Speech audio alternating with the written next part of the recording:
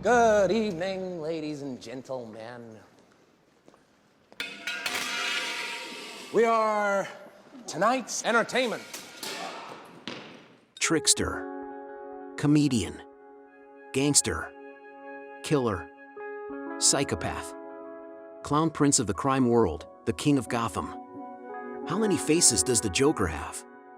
What inspired artists in creating his character? And how did this comic book villain become a cult film hero? Let's find out about all this in detail. The Joker was conceived by Jerry Robinson, Bob Kane, and Bill Finger, the minds behind Batman, Catwoman, and other popular DC characters. Tired of Batman battling classic gangsters in detective comics, they created an adversary in the form of a mad clown killer. The appearance and smile of the Joker were borrowed by artist Jerry Robinson from Gwynplaine, a character played by Conrad Veidt, in the film The Man Who Laughs. Robinson was also inspired by the Gothic illustrations of Britain Harry Clarke from Mysterious Tales by Edgar Allan Poe. The Joker made his debut in 1940 in the first issue of Batman. The creators primarily aimed to make the Joker visually intriguing, giving him no past unlike other characters, simply because they hadn't thought of one yet. In one issue, the green-haired trickster managed to commit multiple murders using his signature weapon, a laughing chemical substance. In the 1950s, the Joker's past was revealed for the first time. He was a destitute worker who turned to a life of crime under the alias Red Hood. During a heist at a chemical plant, the criminal encountered Batman, and in the ensuing confrontation, fell into a vat of acid. The Red Hood survived and emerged as the Joker. In 1954, a game-changing event occurred in the comic book industry. The Comics Code was enacted in the U.S. to protect children from the alleged negative influence of comics. Though it was only a set of recommendations, most publishers adhered to it. Violence, cruelty, and eroticism disappeared from comics, and the Joker faced challenging times. From a mad killer, he transformed into a mischievous trickster who could easily be defeated and even mocked. In this harmless guise, the Joker first appeared on screens in the Batman TV series and its film adaptation. The Joker was just one of Batman's many foes. However, with all his tricks, jokes, and pranks, he became the most popular villain. It's all set. He puts his foot here, my secret jack-in-the-box fires, shooting him up through the window, out over the sea, into the waiting arms of Penguin's exploding octopus. In both the TV series and the film, the role of the Joker was played by Cesar Romero. I wish you'd win sometime. Oh, you can't win. The villain can't win. We always win, you know, on Wednesday night. At the end of the show, Wednesday night, we're winning. But then comes Thursday night and we lose. You've had it. The incredible success of the series renewed interest in comics featuring the clown prince of crime. However, the creators made a deliberate effort to distance themselves from the campy madness that prevailed in the series. The Joker began to return to his roots, with stories becoming darker and more cruel. In 1975, he finally got his own comic. During this time, the Joker evolved into the cynical character we know him today. The turning point for the character came with Alan Moore's comic The Killing Joke, which solidified the multiple facets of the villain's past and his mirror relationship with Batman. The trickster became not just the most fearsome criminal in Gotham, but also the primary threat to Bruce Wayne's loved ones. In 1989, the Joker returned to the screen in Tim Burton's film Batman, with Jack Nicholson playing the role of Batman's main adversary. Nicholson's Joker was not just another outsider bandit, he was an eccentric and socially active psychopath who had a passion for art. Gentlemen, let's broaden our minds. He postmodernistically defaced paintings in Gotham's museum, leaving only the figure reminiscent of Francis Bacon's work. Walked with an entourage, danced to a boombox, tried to appear normal by covering his scars. Nicholson's Joker believed life was a canvas on which he painted, called himself an avant-gardist, and compared himself to Picasso. You see, Miss Vale, Alicia's been made over in line with my new philosophy, so now, like me, she is a living work of art.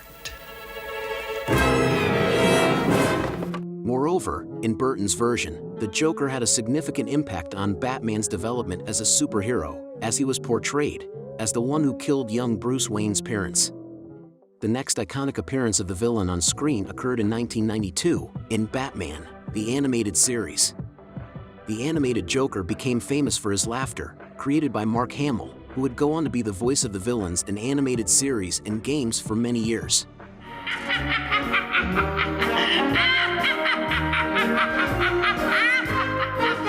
In addition, in the animated series, the Joker's girlfriend, Harley Quinn, made her first appearance. She was not present in the comics. In the 90s and 2000s, the Joker only appeared in animated series and even became a vampire at one point.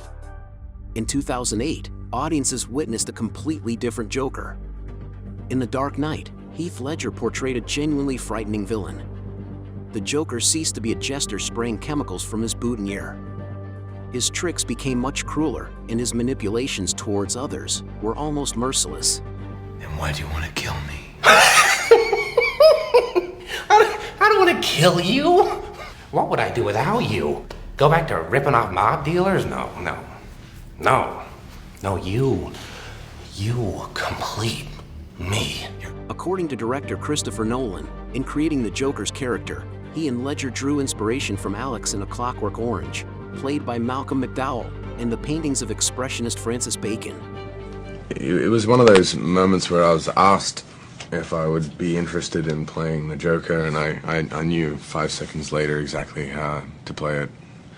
And I sat down with Chris and shared my thoughts with him, and they were identical to his, and we just kind of went from there, yeah. Heath Ledger posthumously won an Oscar for this role, and his Joker became iconic. It seemed like no one could surpass the portrayal in The Dark Knight. In the TV series Gotham, which explores Batman's youth, the creators only made references to the character's backstory and traits without explicitly naming him the Joker, avoiding overlap with the DC cinematic universe. In Suicide Squad, Jared Leto's Joker served as a tool to tell Harley Quinn's story. The Lego Movie played with the humor and campiness of the character, reminiscent of the 60s. However, everything changed with the release of Joker by Todd Phillips, starring Joaquin Phoenix. The film, which won the grand prize at the Venice Film Festival, is not directly tied to comics or the recent films in the DC cinematic universe.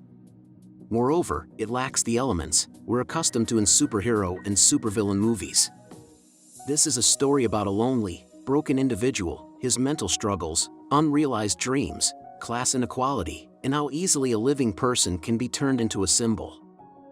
Phillips challenges the audience and makes them empathize with the killer, showing what made the Joker irrational and cruel.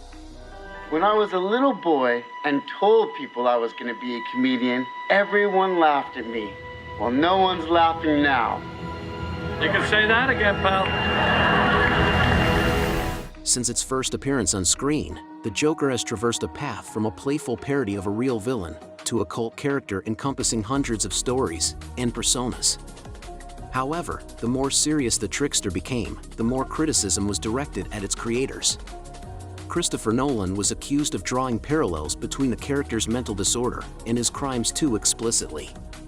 Todd Phillips faced criticism for excessive violence and romanticizing the image of a mass murderer. The cult status of the Joker is linked to its universality. It's seen as a classical anarchist, an ideal Nietzschean Superman, a Marxist opposing capitalism, an abuser, and simply a terrifying clown. Unlike the Dark Knight, who remains a timeless figure, the Joker changes with the times. No version of his story is wrong, but there's also no definitive version. And it seems that this is the secret to his popularity. At the end, I want to say that I took the idea and script for this video from the Kino Puesque YouTube channel. I really enjoyed their film analysis, so I wanted to adapt their videos for an English-speaking audience.